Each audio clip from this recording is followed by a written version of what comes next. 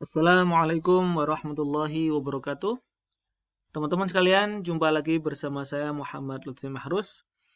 Kali ini kita akan belajar mengenai siklus akuntansi. Nah, teman-teman sekalian, siklus akuntansi, kita tahu bahwa siklus akuntansi itu merupakan suatu rangkaian suatu proses atau kegiatan yang dimulai dari identifikasi transaksi sampai jurnal pembalik. Nah, disinilah kita nanti akan membahas masing-masing step atau masing-masing tahapan dari suatu siklus. Dimulai dari identifikasi transaksi, kemudian jadi sebelum mulai di jurnal, pertama dipilah-pilah dulu mana transaksi yang akan di jurnal. Karena tidak setiap peristiwa atau kejadian itu perlu dicatat ya, perlu di jurnal teman-teman. Jadi sehingga kita harus bisa memilih mana peristiwa atau transaksi yang perlu di jurnal. Kemudian yang langkah kedua setelah diidentifikasi kemudian di jurnal. Dalam hal ini jurnal umum ya, dicatat ke dalam jurnal umum. Kemudian setelah itu diposting ke buku besar. Jadi buku besar itu adalah catatan atau rincian per masing-masing akun. Jadi semua transaksi yang ada di jurnal kemudian dikelompokkan ke masing-masing akunnya di buku besar. Kemudian setelah itu saldo dari masing-masing akun yang ada di buku besar kemudian disusun, dicatat ke dalam neraca saldo. Jadi atau trial balance. Neraca saldo itu merupakan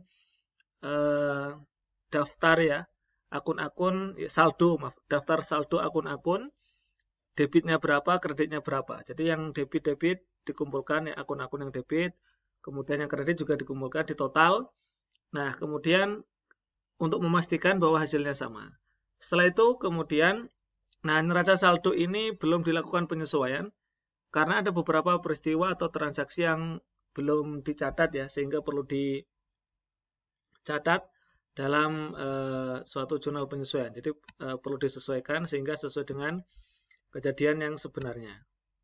Nah, kemudian teman-teman sekalian, setelah kita membuat jurnal penyesuaian, kemudian disusunlah kembali neraca saldo setelah disesuaikan. Jadi ada beberapa item, ya, beberapa akun yang perlu disesuaikan, dibuat jurnal penyesuaian, kemudian kita menyusun neraca saldo yang telah disesuaikan angka-angkanya tadi, supaya mencerminkan kondisi yang sebenarnya. Setelah itu kemudian kita menyusun laporan keuangan. Nah, proses tadi kita memerlukan kertas kerja teman-teman sekalian dari neraca saldo penyesuaian, kemudian neraca yang saldo yang disesuaikan. Nah, itu biasanya dikerjakan dalam neraca kertas kerja, sehingga disitulah kemudian diketahui mana akun-akun yang masuk laporan laba rugi, mana yang masuk ke laporan posisi keuangan. Disitulah tersusun laporan keuangan. Setelah jadi laporan keuangan, kemudian langkah selanjutnya adalah closing entry atau jurnal penutup. Setelah itu kemudian yang ditutup adalah akun-akun yang bersifat nominal ya, akun-akun yang ada di laporan laba rugi. Kemudian setelah itu disusun neraca saldo setelah penutupan. Nah, sebenarnya secara umum siklus itu berhenti di nomor 9. Karena yang nomor 10 jurnal pembalik itu sifatnya opsional. Jadi ada perusahaan yang membuat jurnal pembalik atau ada juga yang tidak membuat jurnal pembalik. Kemudian teman-teman sekalian, kita akan bahas per step ya, per tahapan di siklus tadi. Pertama dimulai dari identifikasi transaksi. Jadi kita tahu bahwa tadi langkah pertama adalah bagaimana kita memilih transaksi yang akan di jurnal. Apa itu transaksi? Transaksi dalam bukunya Bu Dwi Martani dan kawan-kawan disebutkan bahwa transaksi itu merupakan peristiwa atau kejadian dalam suatu perusahaan yang mempunyai dampak moneter atau konsekuensi bagi perusahaan. Jadi kalau transaksi itu ada konsekuensinya bagi keuangan atau bagi dampak keuangan bagi perusahaan, maka itulah transaksi. Karena tidak setiap peristiwa atau kejadian itu merupakan transaksi. Seperti contohnya rekrutmen karyawan. Nah, itu kan belum ada konsekuensi keuangannya ketika baru rekrutmen wawancara. Baru ketika gaji karyawan atau membayar konsultan SDM yang bertugas untuk menyeleksi karyawan, nah itu baru kemudian dicatat. Itulah transaksi. Jadi ada dampak moneternya bagi perusahaan. Nah, setelah kita tahu mana yang perlu dicatat transaksinya, langkah kedua jurnal umum. Nah, disitulah kemudian kita membuat mencatat ya transaksi tadi sesuai dengan akun-akunnya ke dalam jurnal ya, jurnal umum. Formatnya secara umum ada tanggal, apa nama akun yang terlibat, referensinya ya itu nomor ya untuk memudahkan pencatatan. Kemudian debit dan kredit. Nah, karena kita pakai double entry jadi ada debit ada kredit berpasangan. Nah, disinilah pentingnya penjurnalan itu karena jurnal itu yang nanti akan sebagai pintu masuk awal angka-angka itu dimasukkan kemudian nanti disusun dalam bentuk laporan keuangan.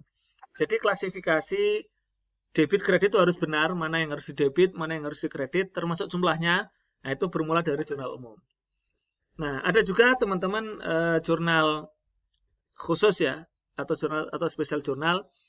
Nah, biasanya kalau jurnal khusus itu akun-akun tertentu itu dibuat rinciannya lagi. Jadi selain jurnal umum ada juga jurnal khusus untuk mensupport ya, memerinci apa transaksi yang berhubungan dengan akun-akun tertentu. Nah, contohnya misalnya perusahaan membeli peralatan secara tunai sebesar 10 juta tanggal 1 September. Maka jurnalnya tanggal 1 September ditulis akunnya karena beli peralatan berarti peralatan debit atau equipment di debit 10 juta, kas bertambah. Maaf bukan kas bertambah, aset tetap bertambah ya, equipment peralatan ya, bertambah, kasnya berkurang di kredit 10 juta. Nah, ini format jurnal umum. Kemudian dari jurnal umum setelah sekian banyak jurnal, kemudian diposting ke buku besar. Ya, posting bisa harian, bisa mingguan ya. Jadi tergantung kebijakan perusahaan. Intinya jurnal-jurnal yang sudah dibuat,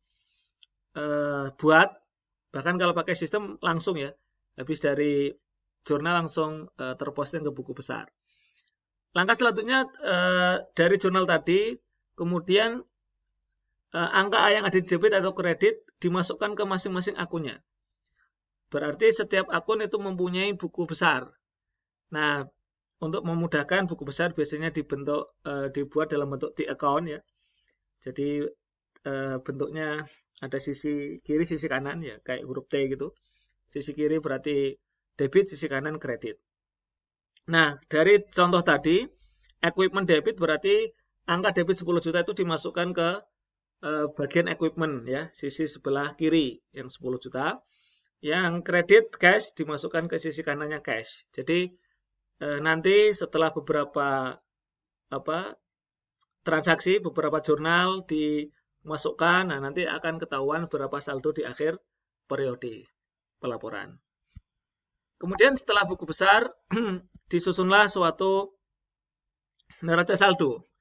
Jadi neraca saldo itu daftar dari setiap akun ya yang ada di buku besar tadi. Saldonya berapa di masing-masing akun itu, kemudian disusun daftarnya.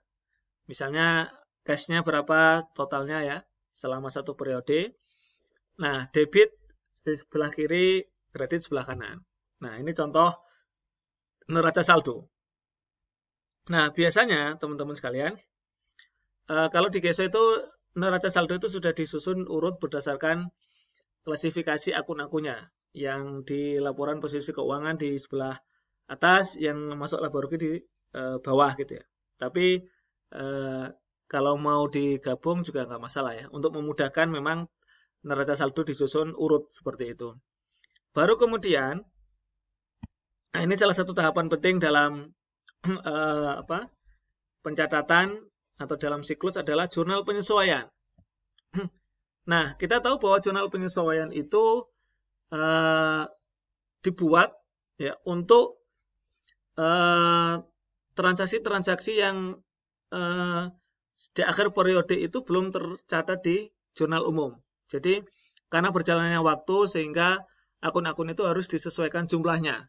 Contoh misalnya utang gitu ya, utang yang belum terbayar kan belum dicatat, jadi itu perlu dicatat berapa utang utangnya perusahaan misalnya, terkait dengan jurnal penyesuaian itu, sehingga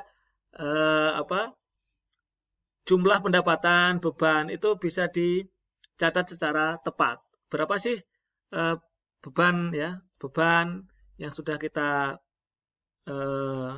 harus kita tanggung sampai istilahnya akhir periode ini berapa. Nah, itu akan ketahuan. Sehingga jurnal penyesuaian itu secara garis besar itu dilakukan untuk dua jenis transaksi, yaitu deferral dan accrual.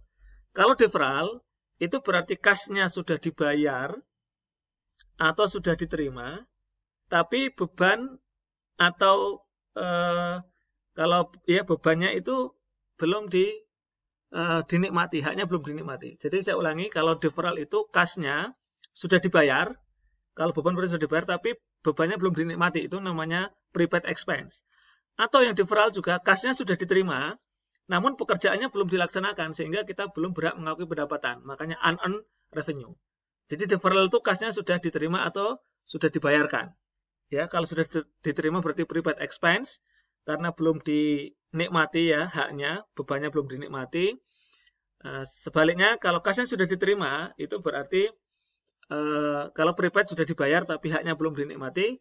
Kalau unearned itu berarti kasnya sudah diterima tapi pekerjaannya belum dilakukan. Jadi belum diakui sebagai pendapatan. Nah, itu kewajiban ya. Kalau accrual sebaliknya, accrual itu pekerjaannya sudah dilakukan atau haknya sudah istilahnya dipenuhi, tapi kasnya belum dibayar. Itu namanya accrual.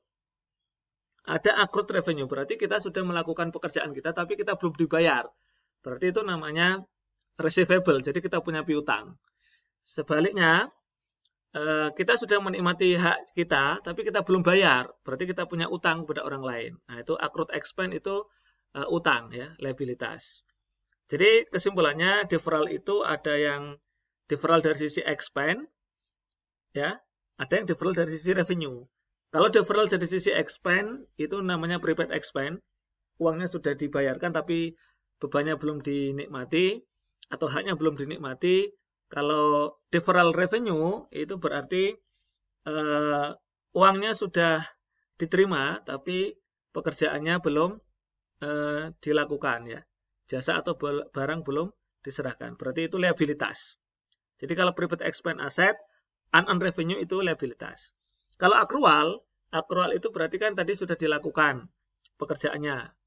Jadi pendapatan sudah bisa diakui tapi belum dibayar kita, makanya kita punya piutang, aset. Sebaliknya, kalau yang beban berarti kita sudah menikmati, beban sudah terjadi, expense sudah kita nikmati, ya, haknya sudah kita nikmati, tapi kita belum bayar, itu ya. Jadi kita punya utang, makanya accrued expense itu liabilitas. Nah, secara garis besar dapat digambarkan seperti ini. Kalau prepaid expense itu berarti saat bikin jurnal penyesuaian, maka kita perlu mengkredit, ya, mendebit expense, ya, karena kan waktu kita bayarkan nyatetnya prepaid expense pada cash misalnya. Jadi prepaidnya debit, aset, cashnya kredit. Nah, saat penyesuaian kita hitung berapa yang sudah jadi beban, maka kita mencatat misalnya prepaid rent berarti rent expense pada prepaid rent gitu ya. Jadi berapa yang sudah kepakai gitu ya, sudah jadi beban gitu. Unearned juga begitu, berapa yang sudah dinikmati. Maksudnya sudah diserahkan ya pekerjaannya. Awalnya kan cash pada unearned. Nah, nanti di akhir periode unearned-nya di debit, revenue-nya di kredit. Nah, jadi revenue-nya bertambah. Nah, itu jurnal penyesuaian untuk deferral. Kalau accrual sebaliknya ya. Jadi kalau accrued revenue berarti kita mengakui piutang, terus pas penyesuaian ya kita adjust, kita sesuaikan berapa yang sudah dibayar. Begitu juga dengan accrued expense, ketika di penyesuaian berarti berapa yang sudah kita bayar. Demikian teman-teman sekalian, siklus sampai jurnal penyesuaian insya Allah akan kita lanjutkan di tahapan berikutnya.